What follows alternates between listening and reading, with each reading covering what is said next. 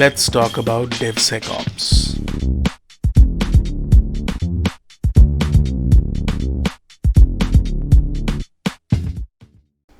DevSecOps is like a team of superheroes working together to make sure that the computer programs we are using are safe and secure.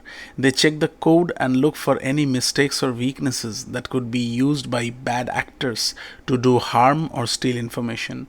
They also make sure that the programs work properly and won't crash or cause any trouble. DevSecOps is important because it helps keep us safe when we use computers and the internet. Just like superheroes protect us from bad guys, DevSecOps protects our information and makes sure that the technology we use is secure and reliable. DevSecOps is an approach that integrates security practices into the CICD pipeline, ensuring that security is addressed throughout the software development and delivery lifecycle.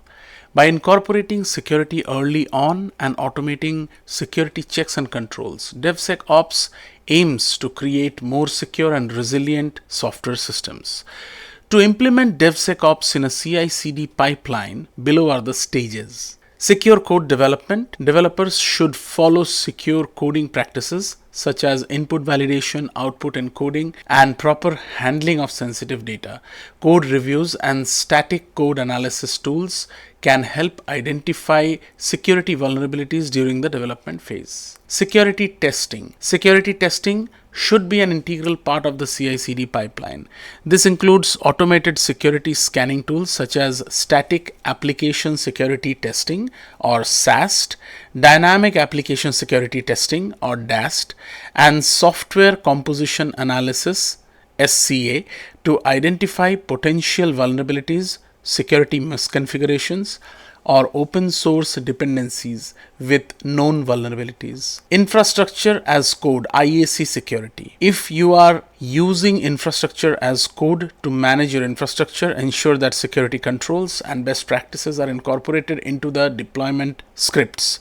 Tools like infrastructure security scanning can help identify misconfigurations and vulnerabilities in the infrastructure code. Vulnerability management. Regularly update and patch software components, libraries, and dependencies to address known vulnerabilities. Automated vulnerability scanning tools can help identify and track vulnerabilities in your application's dependencies. Secrets management. Safely manage and store secrets such as API keys, database credentials, and certificates using secure secret management tools.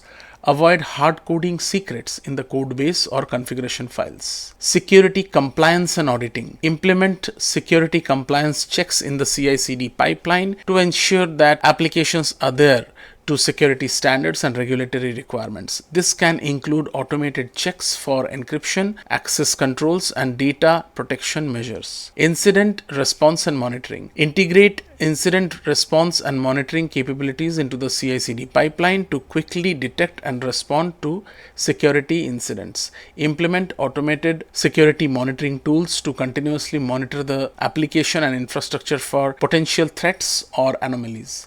Security education and awareness. Provide security training and awareness programs to developers and entire development team. Promote a security culture where everyone understands their role in ensuring the security of the software. The planning phase encompasses threat modeling and code standards. Threat modeling is a structured approach used to identify and understand potential threats in a system or application. It involves analyzing the system's architecture, functionality, and potential vulnerabilities to determine the most likely attack vectors and their potential impact. By conducting threat modeling, organizations can proactively identify and address security risks, helping to design and build more secure systems.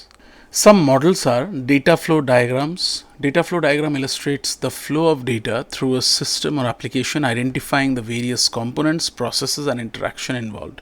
Threat modeling using DFD or data flow diagram involves analyzing each component and its associated data flows to identify potential threats and vulnerabilities. This approach focuses on understanding how data moves within the system and can help identify risks such as unauthorized access, data leakage, or tampering. Attack trees. Attack trees provide a hierarchical representation of potential attack scenarios and their dependencies. The model starts with the goal of an attacker and breaks it down into sub-goals and potential attack paths. This approach helps identify specific attack vectors and the conditions required for them to occur. Attack trees enable organizations to analyze the likelihood and impact of different attack scenarios, assisting in the prioritization of security measures. Misuse cases. Misuse cases are similar to use cases, but instead of focusing on the intended functionality of a system, they outline potential misuse or abuse of the system by attackers or malicious actors. Misuse cases describe the steps an attacker might take to exploit vulnerabilities and achieve unauthorized goals. By considering potential misuse scenarios, organizations can better understand the security implications and design appropriate mitigations. It's worth noting that there are other threat models, approaches, and methodologies available, such as STRIDE, PASTA, that is process for attack simulation and threat analysis, and Octave, that is operationally critical threat asset and vulnerability evaluation. We'll be talking about the STRIDE a little bit later and during our discussion here.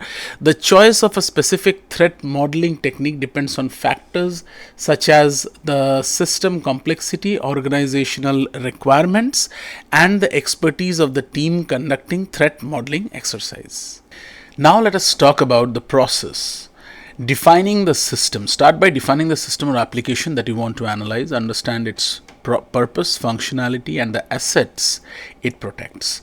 Identifying the potential threats. Identifying potential threats could exploit vulnerabilities in the system. Consider external threats such as hackers, malwares, and physical attacks, as well as internal threats such as insider threats or accidental data leaks.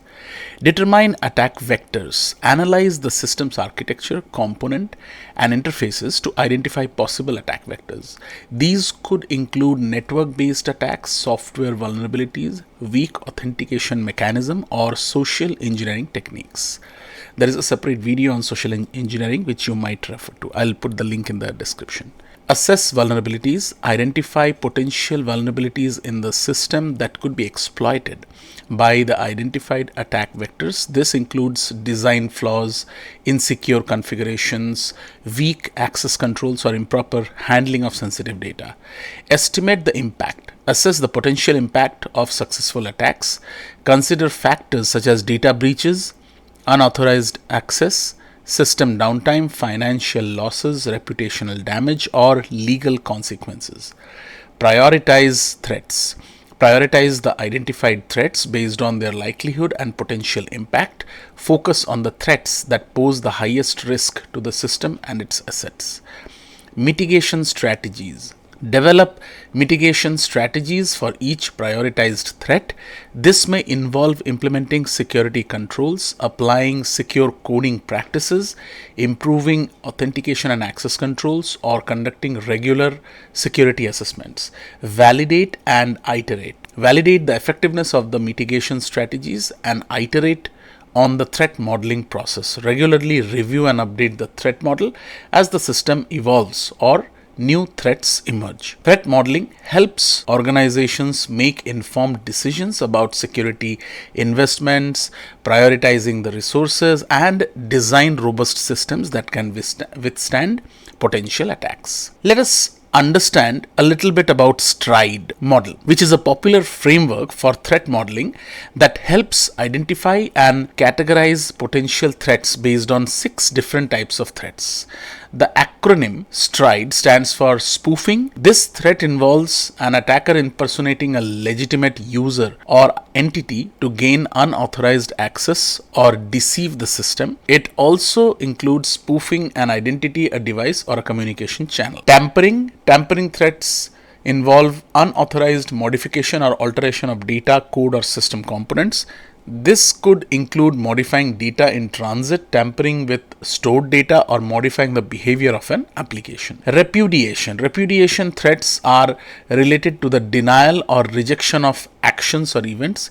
It refers to the situations where an attacker can carry out an action and later deny their involvement. For example, an attacker may manipulate logs or transactions to avoid being detected. Information disclosure. This threat involves the unauthorized exposure or leakage of sensitive information. It could include unauthorized access to data, eavesdropping or communication, or improper handling of sensitive information. Denial of service or DOS. This threat aims to disrupt or impair the ability of a system or service. Attackers may overload system resources, flood the network with excessive traffic, or exploit vulnerabilities to crash the system. And finally, elevation of privileges threat involve an actor gaining higher privilege or access right than intended.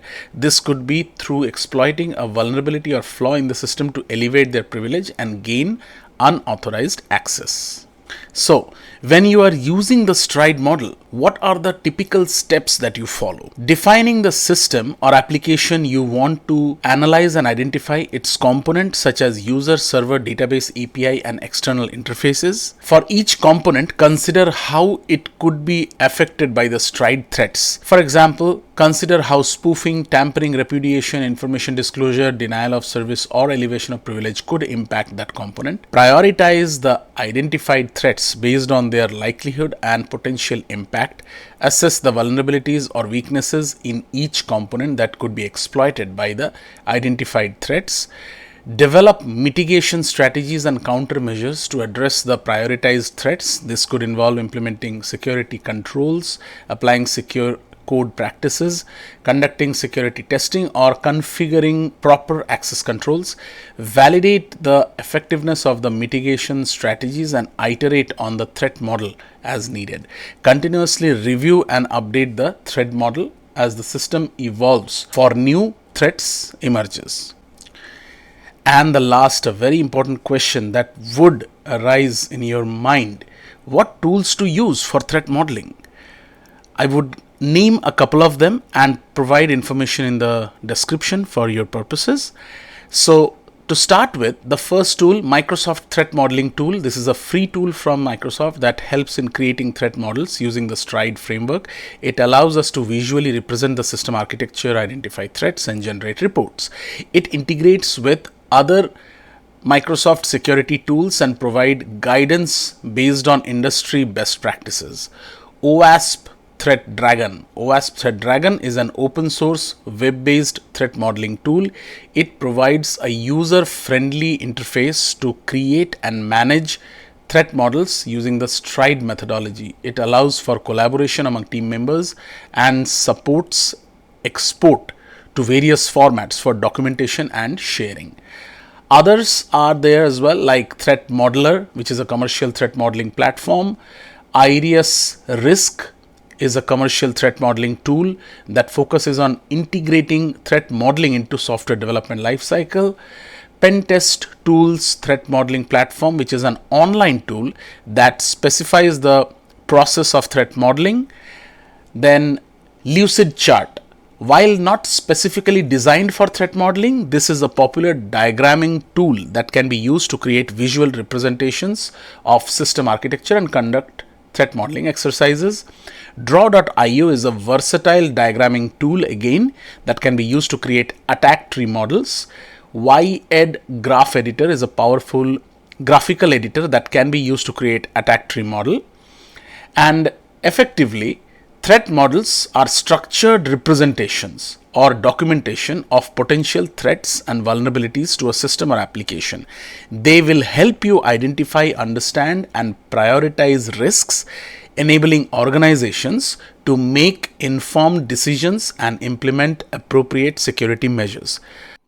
If you liked the video, please click on the like button and leave me a thumbs up. And also please kindly subscribe to the channel. Thank you.